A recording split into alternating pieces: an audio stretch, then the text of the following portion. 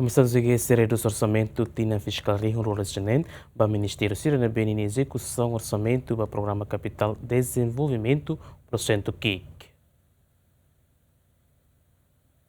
Presidente Komisaun G Parlamento Nasional nebe trata assunto educação, juventude, cultura no cidadania, Armando dos Santos Lopes ateten, Komisaun G se reduz orçamento tinang riuroron resinen ba ministério hirak nebe tutela banyak komisaun, wang hira ezekusaun orçamento tinang riuroron resin 5 la atinge pursentu atus ida, liu ba programa kapital dezenvolvimentu nebe dadau ne ezekusaun kikliu. Armando hatolia hirak ne ligado ho orçamento adicional tinang riuroron resinen nebe ho montante bot, tamba kuaze ministério hotu makhus orçamento adicional mas que porcento execução do orçamento tinang riuroron resin 5 kikliu. Claro, já kata kami sei qual é a realidade nebe iha base.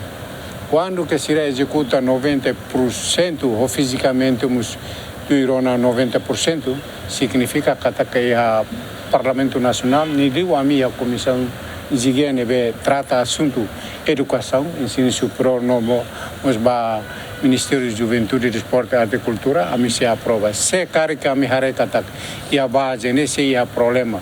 Educação, orçamento nebe lá, tudo realidade nebe projeto sira nebe lá, ela, ongoing ela que lá bele to 90%, então a mim se reduzida né. Ne política be Ministério da Educação nia e a mim se aprova tudo realidade nebe.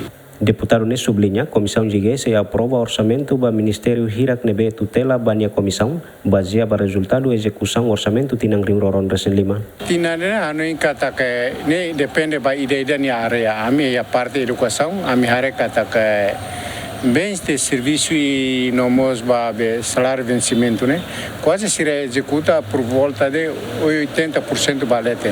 Mas be ida be capital desenvolvimento né, ida nema sai problema ba ami.